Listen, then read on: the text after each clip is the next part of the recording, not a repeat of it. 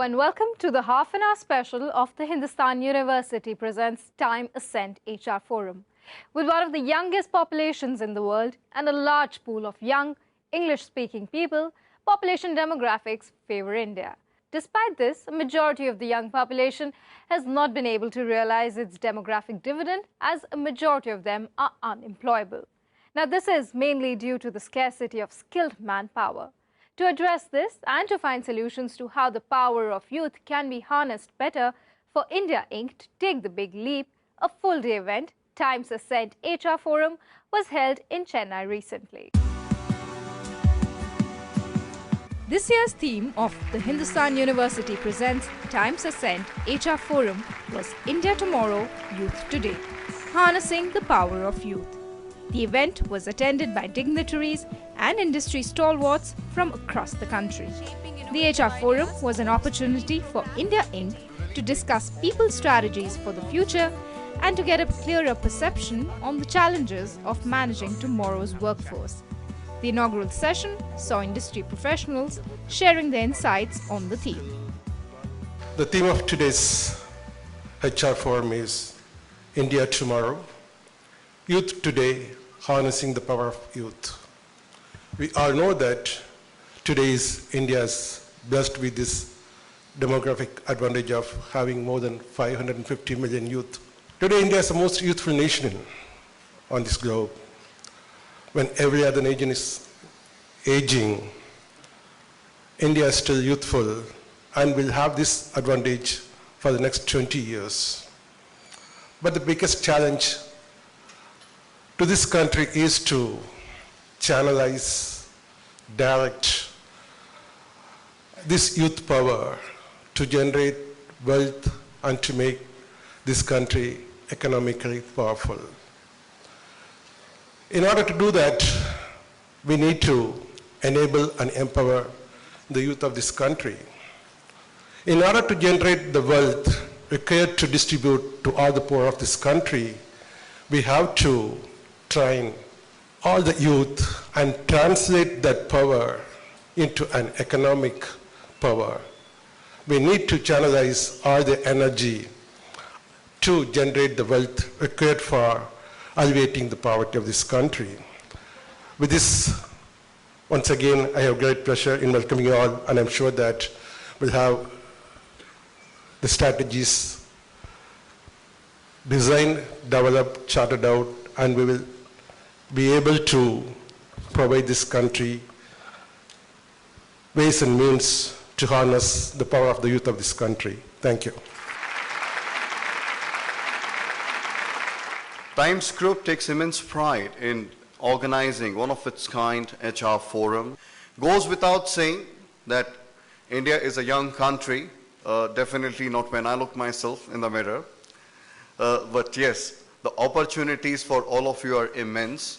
With the economic growth that we're really having and the kind of a talent shortage the world is facing, I think all of you stand a great chance to have a much stronger career starting at ease than probably when we started our careers. But yes, you probably may need to understand what you're looking for, what are the opportunities, and how can you be ready for your next big career to make a maximum out of it. And all the speakers, industry experts over here would really be, I think, delighted to share their experiences and insights, how to harness the best, the expertise of the youth to really make our country one of the most successful in the world. Okay. Thank you with this particular note, and before I really go, let me take this opportunity to introduce you to our program chairperson today. So Mr. CVK Mehta. Ladies and gentlemen and dignitaries on and off the stage, I must first congratulate Hindustan College of Engineering and the Times of India for this rather interesting initiative, bringing industry and the academia together. There have been some very interesting things that have happened in the last few years. And the first is better CSR awareness, both at the corporate level and in terms of individual initiative and involvement. You see a lot of this, and The Chennai floods were a good example where there were more volunteers, as the army said, than victims, which is very good. Then there is greater attention to environmental as well as human rights and animal rights issues, which was not so much before. Then direct activism in matters of corruption. There's a lot of anti-corruption activism which replaced a sense of passive acceptance. This is the youth of today and tomorrow. Then, when I was talking with people like Aruna Padmanabhan, she said she's come back from the US. So it is the reverse brain drain has already started with people who are in the prime of life coming back to India and working here for the sake of this great country. Then the final and the most powerful of all these, using social media for human transformation. Sometimes even for political transformation, like the Tahrir Square in Egypt, but today even in India, social media is being extensively used to create awareness. Finally, I'd like to say that the solutions to these problems lie in the orientation of our youth on matters of quality and ethics right from their childhood. Second, the examples we set as elders, and then our mature and proactive handling of global competition. Ladies and gentlemen, we have some very interesting speakers, and I would like to first introduce our chief guest, Mr. D. Peter Emmanuel. I thank the organizers, Hindustan University, and the Times Group for giving me this opportunity. I'm really honored to be here. What is skill? Briefly, what is skill? How is skill different from knowledge? Knowledge is what we have up here. But skill is how you use your knowledge to do something productive, to contribute something to the society, to the nation. It's action-oriented skill. So what is the need for skill development? I will just briefly touch upon the need for skill development in India. After a period of rapid growth, Indian companies, Indian economy have stagnated. Growth has stagnated. In system dynamics, we call growth has been inhibited by limiting factors. Now we have to identify what are these limiting factors and eliminate them so that we go into the next orbit of growth. I strongly feel the most important limiting factor is the lack of skilled manpower, lack of systematic and methodical skill development or training, no policies, no procedures, very ad hoc, no systematic induction training, no upskilling, no reskilling. There is plenty of scope for improvement in this area. But the good news is, Government of India is aware of this and has decided to step in to bridge this gap. That's the good news. In conclusion, I would like to say, having seen where India was just a few decades ago and where we are now, I can say we have a bright future. The youth of the present generation are smart, innovative, ambitious, and enterprising. They're bubbling with confidence. So therefore, let us join hands together, everybody, industry, academia, youth, and overcome these challenges and build a better India. Thank you. Wish you all good luck. Raghu, may I invite you to give your talk? I'm just going to tell you a few stories because I tried gazing into the crystal ball, especially of HR futures, and I saw nothing. Yeah, I'll tell you why. The first story is about a young person called Michelle Fa. She's about 24 years old, and what she does for a living is every week she uploads a video, 10-minute video on YouTube. The color is largely light pink. And what she's doing there is teaching people how to wear mascara, how to put on face masks and whatever things. And she is the richest 25-year-old on the globe. And why is that? Because once she started putting this up, she has a 5 million and odd followership. So advertising today has nothing to do with television, especially of cosmetics. It has all to do with Michelle Pha. The interesting thing about Michelle Pha is if you look at her videos, I'm quite certain that she doesn't know that more fruit is used for cosmetics than is available for eating today.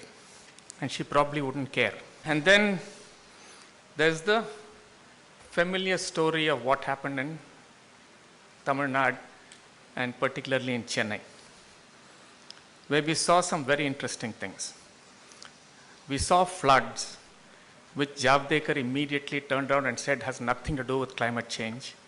And 2 days after that in Paris, they were jumping around the place, explaining what they had said. And we saw two things happening simultaneously. One thing that we saw happening was phenomenal response, especially from young people. And it happened because of internet, it happened because of WhatsApp, and it happened because of humanness. My belief is that we are at an inflection point. And inflection points are strange things. And inflection points are places where to ask the question, what's the right thing to do, gives you extreme choices. Each of you has to make this choice. I'm happy I won't be there to see the choices you make. But I hope you make the right choices. Thank you. It's time for a short break, but there are more insightful sessions coming up on the other side. Stay tuned.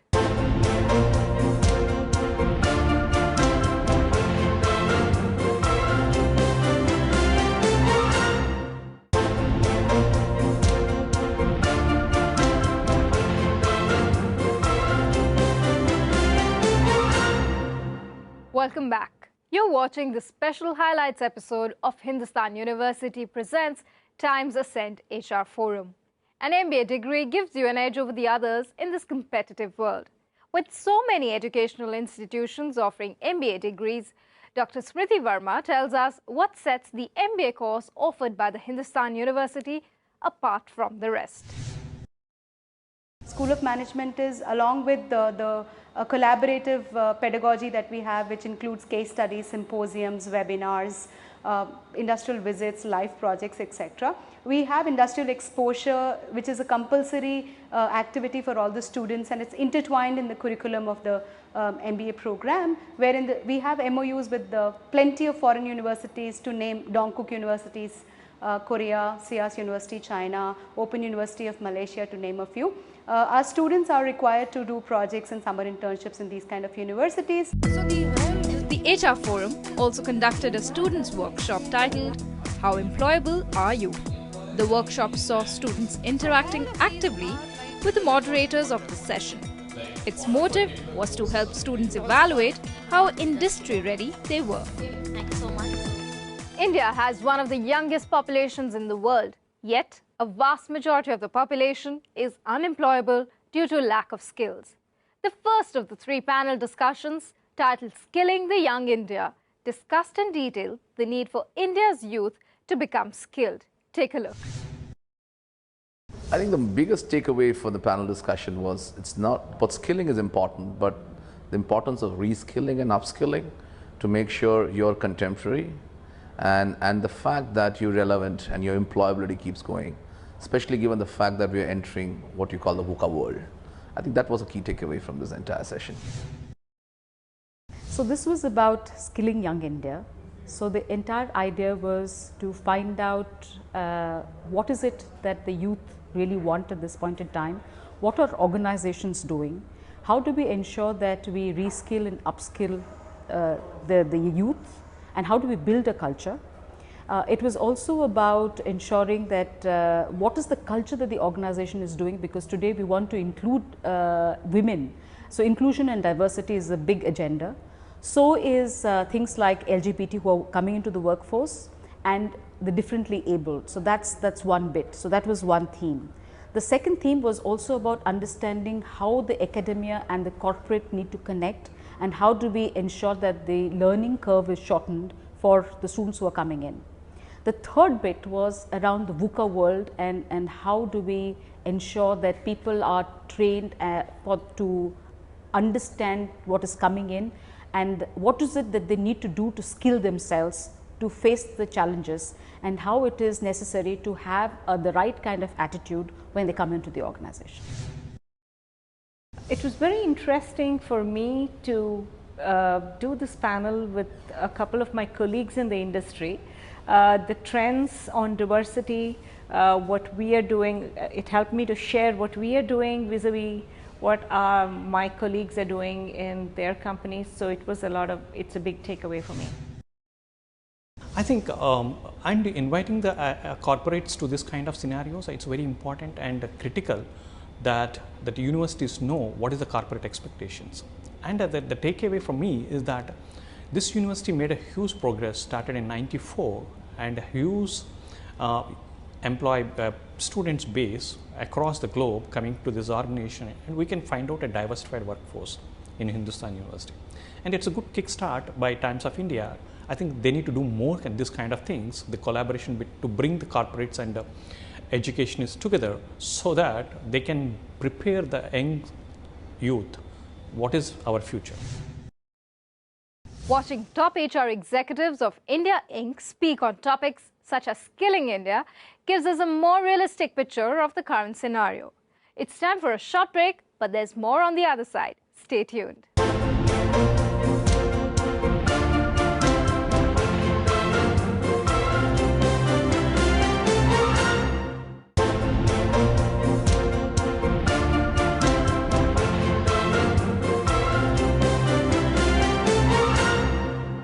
Welcome back. You're watching the special episode of Hindustan University presents Times Ascent HR Forum. The next topic of concern in the HR fraternity is managing the millennial. The second panel discussion in the HR Forum saw a panel moderated by Shefali Mohapatra, a millennial herself. The panel discussed topics ranging from traits to look for in young talent while hiring them to ways to keep them motivated in their workplace. Take a look. The millennials, unlike the Gen Y, are not waiting for action to happen. They are not armchair critiques. A lot of them are actually the ones who start the movement. They are not very okay with accepting things that are not supposed to happen, and lots of examples we have seen in the media as well. Third takeaway is that there are the millennials also need to understand, they need to shift a little bit, and I think as education institutes and corporates we need to do our bit as well. They have to move on from what is in it there for me mode to how do I contribute mode. So this millennials are the people who were born between 1980 and 2000. So they have that passion and the willingness to go and get things done. At the same time, the company also expects few things from those millennials, right? And they're very important because they are actually forming 70% of the global workforce by 2030. So how do we train them and get them, align them to the corporate strategy is very much important. So that's why we are here. Hindustan University, they have about 3,000 students here, and all of them are going to be part of this 2030 workforce. So how do we help these universities in training these students to be part of this workforce is very much important. I think like any other generation, there are generational gaps, and it's kind of wrong to say that millennials are different. Of course they are different. They are as different as my generation was from my parents and theirs was from there. Having said that, one of the things that one of the fellow panelists pointed out was very interesting, that Part of it is also because of the fact that from a socio-emotional perspective, this generation is most provided, whether it is their access to technology, whether it is connectivity, or even the fact that how safe I feel, from an economic perspective or from a financial perspective. So that has really shaped its constitution, the psychological constitutions. The other important thing is that there are certain age-old ethics which are so very relevant in spite of the generation one belongs to. Hard work, discipline, loyalty, longevity, having a long-term view, and ability to be persistent towards your goals is going to be a key thing. Everybody seems to be talking about the trend in vogue as to how do we manage millennials, because you will find more and more job seekers coming in from this age group, and it's absolutely imperative that you understand how you manage them, how you handle them, and how you understand their needs, how you align your people agenda, your strategy according to it. So I think a lot of thoughts came up from this, and to me the panel was diverse. You had somebody from the telecom sector, you had somebody from IT, I represented auto, and somebody represented the consulting. So different perspectives on the same topic helps knowledge enrichment happens. Creating young leaders. The last panel discussion of the Hindustan University presents Times Ascent HR Forum, focused on creating young leaders to lead from the front. The discussion saw industry experts come up with solutions to successfully create young leaders to lead their organizations. It also discussed the various challenges India Inc. faces to attain the same. The number of people that we hire as from the colleges, their competence is the same. The skill set is almost the same. It really actually it's more of a filtering process that you say so much of CGPA, and it's okay. I mean you have a cutoff. You need to have a cutoff other than that. But will this guy fit into my culture is more important. And if you have a great culture, and that's what leaders do, that they create a culture in the organization which drives the organization forward. Whether you are in employment or entrepreneur, there are many attributes which are common to both. Say, for example, listening skills, or to look at the problems in a very emotionally stable manner, and not to be cowed down by the failures that may come in your way. So these attributes, these characteristics are in any way common whether you are going to be an entrepreneur or going to be an employed person. So to what extent the millennial is equipped to have these characteristics developed in them. That's one point that came very strongly in this panel discussion. Emotional quotient. It was an interesting panel. We talked about helping young people to become leaders in organizations. It's wonderful to deal with young people. They are very talented. They are very multi-talented. Especially when you compare with the earlier generation. But the earlier generation should give the young ones the opportunity and give them the way so that the young ones get a chance to lead. But the point is, if we don't give that chance to these young people in the organization, they will find the chance elsewhere. We are dealing with very bright people, we are dealing with passionate people, we are dealing with single-minded people. They will achieve their goals irrespective of whether you give it or not. So it's better for the elder ones like us to give that so that we are in a better place. It's very important to connect the youth of today with the leading industrialists, with the leading organizations in our country. So this is part of their development, that they interact with the experts and hear about the organizations in which they're going to work. It's mandatory because there are certain things we can't offer in the curriculum, so it's very important that they have this interaction. And today was an excellent forum for interacting with the HR professionals from across the country. So it was quite useful for that. Hindustan University presents Times Ascent HR Forum was an absolute hit with the HR fraternity and the students. The HR professionals took back home a great amount of knowledge on various topics discussed in the forum, and the students learnt a great deal about making themselves industry ready. I hope you too have gained some insights and knowledge regarding how to utilize and optimize India's demographic dividend. This brings us to the end of the show. Goodbye and thanks for watching.